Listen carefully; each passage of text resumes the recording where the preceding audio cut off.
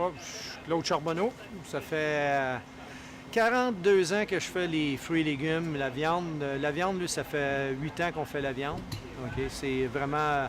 Nous, on représente plusieurs maraîchers qui sont ensemble. Ils ne démontrent pas d'affection tant que ça devant nous, mais comme c'est normal. Bonjour, je m'appelle Laurence, je travaille au Saint-Houblon, qui est une microbrasserie et un restaurant à Montréal. Le concept, c'est qu'on a une ferme avec fruits et légumes, une trentaine de fruits et légumes environ. Le but ultime, éventuellement, c'est d'avoir nos patates frites de nos patates de la ferme à l'année. On a des légumes l'été, des fruits l'été, des petits fruits comme fraises, framboises, bleuets. L'hiver, automne, on va avoir plus comme des courges, des navets, puis on essaie de créer nos menus avec les légumes et les fruits qu'on a à notre ferme. Et aussi pour le côté microbrasserie, parce qu'on est à la base de microbrasserie, on a notre propre microbrasserie à Terrebonne et on crée toutes nos bières, nos vins. On essaie d'avoir le plus de lignes de bières possible à notre nom. Bonjour, moi je suis François Bourassa, je suis producteur laitier à Sérica à Valcourt et président de l'UPA Estrie. L'UPA, c'est un regroupement de producteurs agricoles. De plus en plus, il y a le nombre d'acheteurs, c'est des multinationales, donc le nombre d'acheteurs est réduit. Alors, si les producteurs se regroupent pas pour aller négocier avec ces acheteurs-là, ben le pouvoir de négociation est très faible. J'ai toujours vendu direct aux clients. Je suis pas un gros marché, je suis pas un gros, je suis petit. Nous autres, on dessert encore à l'ancien temps. On sert nos clients directement. On n'est pas une chaîne de magasins. On est plus petit, là. Si on compare avec ma viande, que j'ai la viande naturelle, c'est sûr que toutes nos viandes, nous, sont produits par de petits producteurs qui n'ont pas de certification, mais c'est naturel, c'est en liberté. Les poulets, mes fermes ne produisent que 99 poulets par ferme par année. Puis tous les animaux, bien, nous autres, on est certifiés sans antibiotiques, sans hormones de croissance. C'est vraiment à l'ancien temps, là. On est revenu comme à l'ancien temps, comme les animaux sont supposés être nourris, comme le bœuf, il se nourrit strictement au foin à l'herbe, en liberté. La croissance est beaucoup, beaucoup plus lente. Si on parle strictement d'alimentation, là, c'est super important parce que si tu veux savoir, le consommateur veut savoir ce qu'il mange. Si tu connais les producteurs qui produisent ton produit, tu connais les règles de salubrité qui existent dans ce pays-là.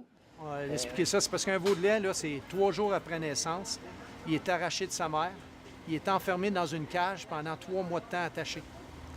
Assez qu'il devient aveugle parce qu'il manque de fer, parce qu'il nourrit strictement au lait en poudre, c'est tout. Parce qu'ils veulent l'avoir blanc. OK? Ils veulent que ce soit un veau de lait blanc. Nous, un veau, c'est 12 mois dans le champ avec sa mère. OK? Il boit le lait de sa mère, puis il se promène. Il va manger un peu d'herbe, puis tout ça, parce que c'est normal. Les avantages économiques là, sont très nombreux. Il y a plein d'études qui prouvent que si chaque Québécois achetait seulement que 10 $ supplémentaires de produits par semaine, c'est des milliards de revenus en économie au Québec. Là. Au Québec, on ne peut pas vendre le même prix qu'un produit qui vient des États. Parce qu'eux autres, ils vont produire à l'année. Nous, nos produits sont saisonniers. Fait que si ton produit n'est pas produit comme il faut dans les temps, tu vas perdre beaucoup. Et c'est ça. C'est pour les vins, mettons, on fait pas de vin, mais on en offre. On va avoir une carte 100% québécoise. On va avoir des alcools forts québécois comme Angava, Shake Shack, etc. Donc, on veut vraiment pousser sur le Québec et sur le local. Puis l'achat local, ça va au-delà aussi de spécifiquement du produit. C'est si tu as une épicerie dans ta région, dans une petite municipalité, alors encourage ton épicerie ou ton commerce dans ta petite municipalité au lieu d'aller acheter, par exemple en Estrie, aller acheter à Sherbrooke ou bien non, aller acheter au quartier 10-30. Si tu veux avoir des commerces locaux puis une économie locale, ben faut pas privilégier seulement le produit, il faut aussi privilégier l'endroit où tu l'achètes, le produit. Si tu n'as plus d'achat local, qu'est-ce qui se pense qu'il va se passer avec les fermes québécoises? Il n'y en aura plus. Là. Ça fait que c'est vraiment le monde, il faut qu'il s'habitue à prendre le plus local possible. Premièrement, le produit est meilleur. il est plus frais, il n'est pas exporté, ça fait qu'ils ne mettent pas rien dans nos produits. Les fraises qui viennent d'extérieur, ils ont des produits dessus pour la conservation. Tout ce qui est exporté, il y a des produits dessus pour les conserver plus longtemps. Nous, ici au Québec, il n'y a pas de produits de conservation. C'est pour ça, souvent, vous allez avoir des produits qui